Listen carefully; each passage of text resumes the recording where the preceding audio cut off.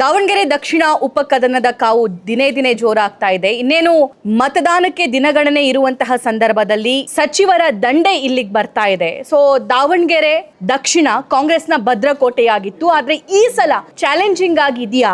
ಶಾಮನೂರು ಶಿವಶಂಕರಪ್ಪನವರು ನಿಧನಗೊಂಡಿರೋದ್ರಿಂದ ತೆರವಾಗಿರುವಂತಹ ಕ್ಷೇತ್ರ, ಆರಂಭಿಕ ಹಂತದಲ್ಲಿ ಒಂದಿಷ್ಟು ಅಸಮಾಧಾನಗಳು ಕೇಳಿ ಬಂದಿತ್ತು, ಅದೆಲ್ಲವೂ ಸರಿ ಆಯ್ತಾ?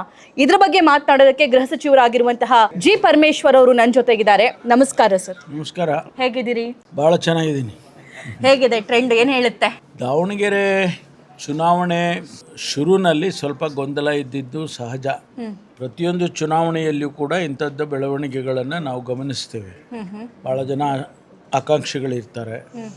ನಾವು ಯಾರೋ ಒಬ್ಬರಿಗೆ ಟಿಕೆಟ್ ಕೊಡ್ತೀವಿ, ಬೇರೆಯವರು ಅಸಮಾಧಾನ ಆಗ್ತಾರೆ.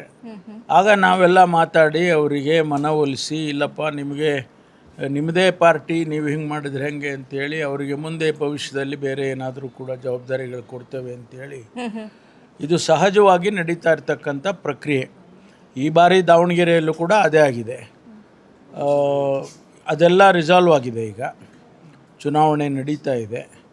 ನಮಗೆ ವಿಶ್ವಾಸ ಇದೆ ನಾವು ಗೆದ್ದಿದ್ದೀವಿ ಅಂತಕ್ಕಂಥದ್ದು. ಯಾಕೆ ಅಂತೇಳಿದರೆ, ನಾವು ಈ 3 ವರ್ಷದಲ್ಲಿ ಸರ್ಕಾರ ನಡೆಸಿದಾಗ ಮತ್ತು ಹಿಂದೆ 5 ವರ್ಷದಲ್ಲಿ ಸರ್ಕಾರ ನಡೆಸಿದಾಗ ಅನೇಕ ಜನಪರವಾದ ಕೆಲಸಗಳನ್ನು ನಾವು ಮಾಡಿದ್ದೇವೆ. ಪ್ರತಿಯೊಬ್ಬ ಜನಸಮುದಾಯಕ್ಕೆ ಪ್ರತಿಯೊಬ್ಬನಿಗೂ ಸಿಗುವಂಥ ಕಾರ್ಯಕ್ರಮಗಳನ್ನು ಕೊಟ್ಟಿದ್ದೇವೆ. ನಾವೆಲ್ಲ ಒಂದು ರಸ್ತೆ ಮಾಡ್ತೀವಿ, ಒಂದು ಬ್ರಿಡ್ಜ್ ಮಾಡ್ತೀವಿ, ಅಥವಾ ಒಂದು ದೊಡ್ಡ ಯೋಜನೆ ಮಾಡ್ತೀವಿ ಅಂತ ಹೇಳಿದರೆ ಅದು ಸಾರ್ವಜನಿಕವಾಗಿ ಎಲ್ರಿಗೂ ಅನುಕೂಲ ಆಗುತ್ತೆ. ಆದರೆ ನಾವು ಈ ಬಾರಿ ಕೊಟ್ಟಂಥ ಕಾರ್ಯಕ್ರಮಗಳು, ಗ್ಯಾರಂಟಿಗಳು ಮತ್ತು ಬೇರೆ ಬೇರೆ ಕಾರ್ಯಕ್ರಮಗಳು ಜನಸಮುದಾಯಕ್ಕೆ ನೇರವಾಗಿ ಇಂಡಿವಿಜುವಲಿಗೆ ತಲುಪ್ತಕ್ಕಂಥದ್ದು, ಅದನ್ನು ನಾವು ಏನು ಕೊಟ್ಟಿದ್ದೇವೆ ಅದು ತಲುಪಿದೆ. ಕಳೆದ 3 ವರ್ಷದಿಂದ ಸುಮಾರು 1,60,60,000 ಕೋಟಿ ರೂಪಾಯಿಯಷ್ಟು ಹಣ ಗ್ಯಾರಂಟಿ ಮೂಲಕ ನಾವು ನೇರವಾಗಿ ಅವ್ರಿಗೆ ತಲುಪಿಸಿದ್ದೀವಿ. ನೋ ಮಿಡ್ಲ್ ಮ್ಯಾನ್, ಡೈರೆಕ್ಟಾಗಿ ಅವರಿಗೆ DBT ಮೂಲಕ ಕಳಿಸಿದ್ದೇವೆ. ಅದೆಲ್ಲವೂ ಕೂಡ ಜನ ಗಮನಿಸಿದ್ದಾರೆ. ವಿರೋಧ ಪಕ್ಷದವರು ಸ್ವಾಭಾವಿಕವಾಗಿ ಟೀಕೆ ಟಿಪ್ಪಣಿಗಳನ್ನು ಮಾಡ್ತಾರೆ. ಆದರೆ ಜನಸಮುದಾಯಕ್ಕೆ ಅದು ತಲುಪಿರೋದ್ರಿಂದ ನಮಗೆ ವಿಶ್ವಾಸ ಇದೆ ಕಾಂಗ್ರೆಸ್ ಪಕ್ಷಕ್ಕೆ ಅವರೆಲ್ಲರೂ ಕೂಡ ಮತ ಹಾಕ್ತಾರೆ ಅಂತೇಳಿ.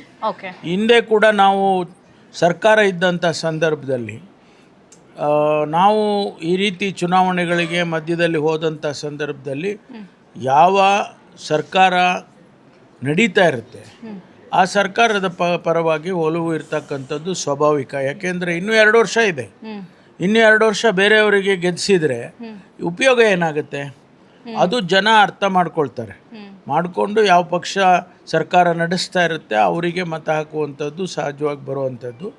ಹಾಗಾಗಿ ನಾವು ಗೆದ್ದೀತೇವೆ, ಸಮರ್ಥ ಗೆದ್ದೀತೇವೆ. ಓಕೆ, ವಿರೋಧ ಪಕ್ಷದವರು ವಿರೋಧ ಮಾಡೋದು ಸಹಜ. ಅದು ಎಲ್ಲ ಪಾರ್ಟಿಯಲ್ಲೂ, ಎಲ್ಲ ರಾಜ್ಯದಲ್ಲೂ, ಇಡೀ ದೇಶದಲ್ಲೇ ಆಗುತ್ತೆ. ಬಟ್ ಇಲ್ಲಿ ಒಂದಿಷ್ಟು ಜನ ಅದೇ ಕುಟುಂಬಕ್ಕೆ ನೀವು ಮತ್ತೊಂದ್ಸಲ ಟಿಕೆಟ್ ಕೊಟ್ಟಿದ್ದೀರಾ ಅನ್ನುವಂತಹ ಅಸಮಾಧಾನ ಇದೆಯಲ್ಲ, ಸೊ ಆ ಕೂಗು ಇದೆಯಲ್ಲ, ಅದಕ್ಕೇನು ಹೇಳ್ತೀರಿ? ಅದನ್ನ ವಿರೋಧಿಸ್ತಾ ಇದ್ದಾರಲ್ಲ, ಅದಕ್ಕೇನು ಹೇಳ್ತೀರಿ? ಅದು ಶುರುವಿನಲ್ಲಿ ಆ ರೀತಿ ಭಾವನೆಗಳಿತ್ತು.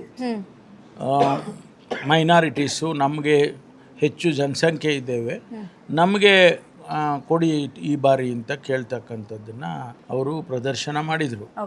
ಅದು ನಾವು ಹೈಕಮಾಂಡ್ನವರು ಇಲ್ಲಿ ಸಾಧಕ ಬಾಧಕಗಳನ್ನು ನೋಡಿ ಆ ಕುಟುಂಬ, ಯಾಕೆಂದರೆ ಶಿವಶಂಕರಪ್ಪನವರು ಕಾಂಗ್ರೆಸ್ ಪಕ್ಷಕ್ಕೆ ಕೊಟ್ಟಿರ್ತಕ್ಕಂಥ ಸೇವೆ ಅವರಿಗೆ, ಅವ್ರ ಕುಟುಂಬದವ್ರಿಗೆ ಕೊಡಬೇಕು ಅನ್ನುವಂಥದ್ದು. ಜನರಲ್ ಎಲೆಕ್ಷನ್ಗೆ ಬಂದಾಗ ಬೇರೆ ವಿಚಾರ, ಆದರೆ ಈ ಬಾರಿ ಅವ್ರ ಕುಟುಂಬದವ್ರಿಗೆ ಕೊಡಬೇಕು. ಸ್ವಾಭಾವಿಕವಾಗಿ ಒಂದು ಸಿಂಪತಿ ಫ್ಯಾಕ್ಟರ್ ಅಂತ ಇರುತ್ತೆ.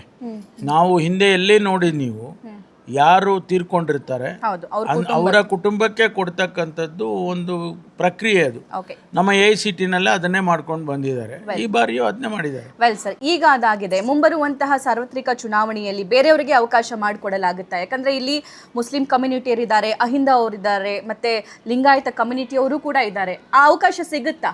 ಅದು ಚುನಾವಣೆ ಮುಂದೆ ಬಂದಾಗ ನೋಡೋಣ. ಅದು ಈಗ too early to say anything about it. ಆ ಸಂದರ್ಭದಲ್ಲಿ ಈಗ 3 ಜನ ಇದ್ದಾರೆ ಅವ್ರ ಮನೆಯಲ್ಲಿ. MP ಇದ್ದಾರೆ, MLA ಮಂತ್ರಿ ಇದ್ದಾರೆ, ಮತ್ತು ಇವರು MLA ಆಗ್ತಾರೆ. ಆ ಸಂದರ್ಭದಲ್ಲಿ ಅವರೇ ವಾಲಂಟಿಯರ್ ಆಗಿ ಯಾವುದಪ್ಪ ನೀವು ನಿಂತ್ಕೊಳ್ಳಿ ಅಂತ ಹೇಳ್ಬೋದು. ಇವೆಲ್ಲ ಈಗ ಹೇಳೋಕ್ಕಾಗಲ್ಲ. It is too early to predict anything. Okay, so Samarth ಅವರಿಗೆ ಯಾಕೆ ವೋಟ್ ಮಾಡಬೇಕು ಜನ? ಸಮರ್ಥ್ ಒಬ್ಬ ಯುವಕ, ರಾಜಕೀಯ ಹಿನ್ನೆಲೆಯ ಕುಟುಂಬದಿಂದ ಬಂದಿರತಕ್ಕಂಥವನು.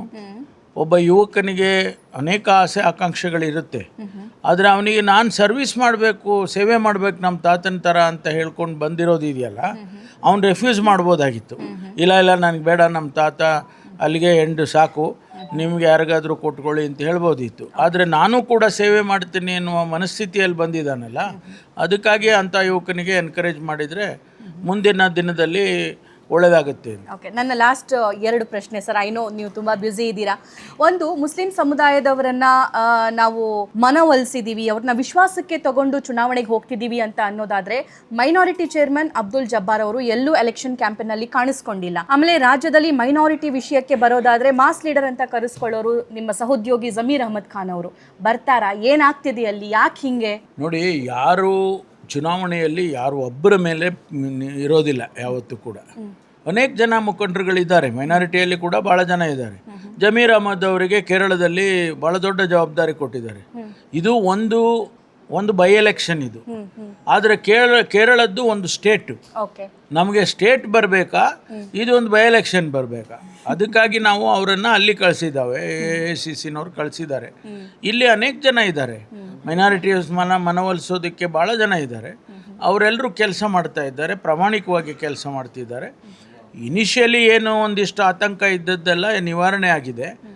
ಖಂಡಿತವಾಗಿ ಮೈನಾರಿಟೀಸು ನಮಗೆ ಮತ ಹಾಕ್ತಾರೆ. ಅವರಿಗೆ ನಾವು ಬೇರೆ ಬೇರೆ ರಾಜ್ಯಸಭಾ ಇರ್ಬೋದು, ಕೌನ್ಸಿಲ್ ಇರ್ಬೋದು, ಇವೆಲ್ಲ ನಿಗಮಗಳಿರ್ಬೋದು, ಇವೆಲ್ಲ ನಾವು ಮಾಡಿದ್ದೇವೆ. ಈಗ ಮೈನಾರಿಟಿನವರಿಗೇ ರಾಜ್ಯಸಭಾ ಕೊಟ್ಟಿದ್ದಾರೆ. ಆಮೇಲೆ ನಾಸಿರ್ ಹುಸೇನ್ ಅಂತೇಳಿ ಮೈನಾರಿಟಿಯಿಂದ ಅವರು ರಾಜ್ಯಸಭಾ ಮೆಂಬರ್ ಇದ್ದಾರೆ. ಬೇರೆ ಬೇರೆ ಶಾಸಕರುಗಳಿದ್ದಾರೆ. ನಾವು ಯಾವುದೇ ಕಾರಣಕ್ಕೂ ಮೈನಾರಿಟಿಯವರನ್ನ ನೆಗ್ಲೆಕ್ಟ್ ಕಾಂಗ್ರೆಸ್ ಪಕ್ಷ ಮಾಡೋದಿಲ್ಲ. What about Abdul Jabbar? ಅವರು ಸ್ವಾಭಾವಿಕವಾಗಿ ಅವ್ರಿಗೆ ನನಗೆ ಟಿಕೆಟ್ ಸಿಗಲಿಲ್ಲ ಅಂತ ಒಂದಿಷ್ಟು ಬೇಸರ ಇದೆ. ಆದರೆ ಅವರು ವಿರೋಧ ಏನು ಮಾಡ್ತಾ ಇಲ್ವಲ್ಲ, ಅವರು ಬರದೇ ಇರ್ಬೋದು, ಆದರೆ ಅವರು ವಿರೋಧ ಮಾಡ್ತಾ ಇಲ್ಲ. ವಿರೋಧ ಮಾಡಿ ಇಲ್ಲ ಮತ ಹಾಕ್ಬೇಡಿ ಕಾಂಗ್ರೆಸ್ಸಿಗೆ ಅಂತ ಎಲ್ಲೂ ಕೂಡ ಅವ್ರೇನು ಹೇಳಿಲ್ಲ. ಒಂದಿಷ್ಟು ಅಸಮಾಧಾನ ಸ್ವಾಭಾವಿಕವಾಗಿ ಇರುತ್ತೆ. ನಾನು ಟಿಕೆಟ್ ಕೇಳಿದಾಗ ನನಗೆ ಸಿಗಲಿಲ್ಲ, ನಾನು ಭಾಳ ವರ್ಷದಿಂದ ಕಾಯ್ತಾ ಇದ್ದೆ ಹಾಗೆ ಅಂತೇಳಿ. ಅದಕ್ಕೂ ಅವ್ರಿಗೂ ಗೌರವ ಕೊಟ್ಟಿದ್ದೇವೆ. ಅವ್ರಿಗೂ ನಾವು ವಿಧಾನ ಪರಿಷತ್ತಿನ ಸದಸ್ಯರನ್ನು ಮಾಡಿದ್ದು. ಅದರಿಂದ ಅವರು ನಿರಾಶೆ ಆಗೋದು ಸ್ವಾಭಾವಿಕ. ಆದರೂ ಕೂಡ ಅವರಿಗೆ ನಾವು ನೆಗ್ಲೆಕ್ಟ್ ಮಾಡಿಲ್ಲಲ್ಲ, ಅವರನ್ನು ನಾವು ವಿಶ್ವಾಸಕ್ಕೆ ತಗೊಂಡು ಕೌನ್ಸಿಲಲ್ಲಿ ಮೆಂಬರ್ ಮಾಡಿ ಅವರಿಗೆಲ್ಲ ಅಧಿಕಾರಗಳು ಕೊಟ್ಟಿದ್ದೇವೆ. ಅದರಿಂದ ಅದು ಒಂದು ಸ್ಮಾಲ್ ಫ್ಯಾಕ್ಟರಲ್ಲಿ ತೊಂದರೆ ಅಂತೂ ಆಗೋದಿಲ್ಲ. ಓಕೆ, ಇವತ್ತು ನಾನು ನಿಮ್ಮ ಮಾತು ಗಮನಿಸಿದೆ ಸರ್. ನಿಮ್ಮ ಮಾತಾಗಿರ್ಬೋದು ಅಥವಾ ಸಚಿವರಾಗಿರುವಂಥ ಮಹದೇವಪ್ಪನವ್ರ ಮಾತಾಗಿರ್ಬೋದು, ತುಂಬ ಎನರ್ಜೆಟಿಕ್ ಆಗಿ ಮಾತಾಡಿದ್ರಿ. ಏನು ವಿಷಯ? ನಾವು ಎನರ್ಜೆಟಿಕ್ ಆಗಿ ಇರೋದು. ನೀವು ಮಾತಾಡಿದ್ದು ನಮ್ಮ ಎನರ್ಜಿ ಕಡಿಮೆನೇ ಆಗಿಲ್ಲಮ್ಮ. ನಾವು ಎನರ್ಜೆಟಿಕ್ ಆಗೇ ಇರಬೇಕಲ್ಲ. ಸಾರ್ವಜನಿಕ ಬದುಕಿನಲ್ಲಿರುವಾಗ ನಾವು ವಿಶೇಷ ಕಳೆ ಇತ್ತು ಸರ್, ನಾನು ಅಬ್ಸರ್ವ್ ಮಾಡ್ದಂಗೆ. ನೋಡಿ, ನಮ್ಮನ್ನು ನೋಡ್ತಕ್ಕಂಥ ಸಮುದಾಯ, ವಿಶೇಷವಾಗಿ ಯುವಕರು, ಅವ್ರು ಏನನ್ನು ಬಯಸ್ತಾರೆ? ನಾವು ಏನೋ ಡಲ್ ಆಗಿದ್ಬಿಟ್ರೆ ನಮ್ಮ ಲೀಡರ್ ಯಾಕೋ ಡಲ್ ಆಗಿದ್ದಾನಪ್ಪ ಅನ್ನಂಗೆ ಆಗುತ್ತೆ. ನಾವು ಎನರ್ಜೆಟಿಕ್ ಆಗಿದ್ರೆ ಅವರು ಇನ್ನಷ್ಟು ಎನರ್ಜಿ ಬರುತ್ತೆ. ಜೈ ಭೀಮ್ ಘೋಷಣೆ ಕೂಗ್ದಾಗಿಂದ ಕೊನೆವರೆಗೂ ಅಬ್ಸರ್ವ್ ಮಾಡಿದೆ ನಾನು, ಅದಕ್ಕೆ ಕೇಳ್ತಾ ಇದ್ದೀನಿ. ಇಲ್ಲ, ಅದು ಬೇಕಾಗಿದೆ ನಮಗೆ. ಈಗ ಸಮುದಾಯಗಳಲ್ಲಿ ಏನಾಗಿದೆ ಅಂತ ಹೇಳಿದ್ರೆ, ನಾವು ಮುಂದಿನ ಭವಿಷ್ಯ ಕಟ್ಕೋಬೇಕಲ್ಲ. ನಮ್ಮ ಯುವಕರು ಭವಿಷ್ಯ ಕಟ್ಕೊಳ್ಬೇಕು. ಅವರಿಗೆ ನಾವು ಒಂದಿಷ್ಟು ಎನರ್ಜೆಟಿಕ್ ಆಗಿ ಅವರಿಗೆ ಜೀವನವನ್ನು ಅಪ್ರೋಚ್ ಮಾಡೋದನ್ನ ಹೇಳ್ಕೊಟ್ರೆ ಅವರು ನಮಗಿನ್ನ ಜೋರಾಗ್ತಾರೆ. ವೆಲ್ ಸರ್, ಮುಂದಿನ ಪಯಣ ಈಗ ಕಾಂಗ್ರೆಸ್ ಆಫೀಸಿಗೆ ಹೋಗಿ, ಕ್ಯಾಂಪ್ ಆಫೀಸಿಗೆ ಅಲ್ಲಿ ಪ್ರೆಸ್ ಅಡ್ರೆಸ್ ಮಾಡಿ, ಆನಂತರ ನಾವು ಹುಬ್ಳಿಗೆ ಹೋಗ್ತೀವಿ. ನಂತರ ನಾಳೆ ಬಾಗಲಕೋಟೆಗೆ ಹೋಗ್ತೀವಿ. ನಾನು ಡಾಕ್ಟರ್ ಮಹದೇವಪ್ಪನವರು, ನಮ್ಮ ವೇಣುಗೋಪಾಲ್ ಅವರು, ನಾವೆಲ್ಲ ಒಂದು ಟೀಮ್ ಇದೆ. ದಾವಣಗೆರೆ ದಕ್ಷಿಣದಲ್ಲಿ ಬಾಗಲಕೋಟೆ ಕಳೆದೋಗ್ಬಿಡ್ತಾ ಅಂತ? ಆ ರೀತಿ ಏನಾಗಲಿಲ್ಲ. ಅಲ್ಲಿಗೆ ಇಲ್ಲಿಗೆ. ಅಲ್ಲಿ ಮುಖ್ಯಮಂತ್ರಿಗಳು ಹೋಗಿದ್ದಾರೆ, ಇವತ್ತು ಹೋಗಿದ್ದಾರೆ, ಮೊನ್ನೆ ಕೂಡ ಒಂದು ರೌಂಡ್ ಹೋಗಿದ್ರು. ನಮ್ಮ ಅಧ್ಯಕ್ಷರು, ನಮ್ಮ ಜನರಲ್ ಸೆಕ್ರೆಟರಿಗಳು ಎಲ್ಲ ಹೋಗಿದ್ದಾರೆ. ನಾವು ಈಗ ಹೋಗ್ತೀವಿ. Well sir, all the very best. Thank you so much. Thank you. ಇದು ಜಿ ಪರಮೇಶ್ವರ್ ಅವರ ಮಾತಾಗಿತ್ತು. ನಮ್ಮ ಎನರ್ಜಿ ಇವಾಗಲ್ಲ, ಯಾವತ್ತೂ ಕಮ್ಮಿ ಆಗಲ್ಲ. ಬಟ್ ಸಮುದಾಯವನ್ನು ಉದ್ದೇಶಿಸಿ ಮಾತಾಡ್ತಾ ಇರುವಂಥ ಸಂದರ್ಭದಲ್ಲಿ ಅದು ಸಹಜ ಅಂತ ಹೇಳಿದರು. ಜೊತೆಗೆ ಕಾಂಗ್ರೆಸ್ನಲ್ಲಿ ಅಸಮಾಧಾನ ಹಿಂದೆ ಇದ್ದಿದ್ದು ನಿಜ, ಇವಾಗಿದ್ರೂ ಕೂಡ ಅದನ್ನು ಸರಿಪಡಿಸುವಂತಹ ಕೆಲಸ ನಾವೆಲ್ಲರೂ ಸೇರಿ ಮಾಡ್ತೀವಿ ಅಂತ ಹೇಳಿದ್ದಾರೆ. ಕ್ಯಾಮ್ರಾ ಪರ್ಸನ್ ರೋಷನ್ ಜೊತೆ ಸಭೆ ವಿತ್ ಸಭಾ, ದಾವಣಗೆರೆ.